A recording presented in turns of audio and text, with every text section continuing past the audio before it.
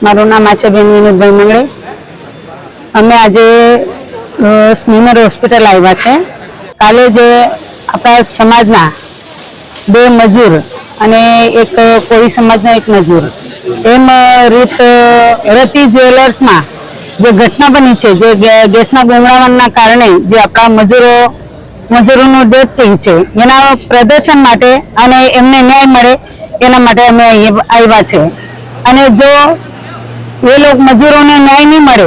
તો અમે અહીંયા જ હજુ ધરના પ્રદર્શન કરશું અને અહીંયાથી જે મજૂરોની લાશ છે તે લાશ અમે અહીંથી લઈ જવાના નથી અને અહીંયા જ અમે એ લાશ માટેનું જે પ્રોસેસ છે તે અહીંયા જ પૂરું કરવાના છે અને અહીંયા જ અમે ધરના પ્રદર્શન માટે બેસવાના છે। દિલીપ કે સિરસાટ, દલિત સમાજ આગેવાન। ગઈકાલે જે ઘટના બની તેના સંબંધે અહીંયા Surat SMIMER hospital PM office પાસે સમાજના તમામ આગેવાનો અને અસરગ્રસ્ત લોકોની ઉપસ્થિતિમાં અહીંયા અમે ધરણા પ્રદર્શન કર્યું હતું અને પોલીસ સાથે એવી વાતચીત થઈ કે જે ઘટના બની અને 3 લોકોના મૃત્યુ થયા છે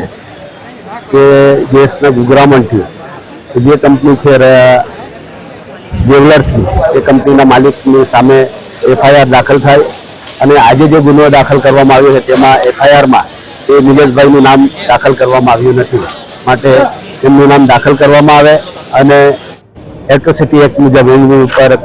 કાયદેસરની કાર્યવાહી કરવામાં આવે એવી માંગણી લઈને અમે આજે ઉપસ્થિત છે અને અમારી માંગણી છે કે જ્યાર સુધી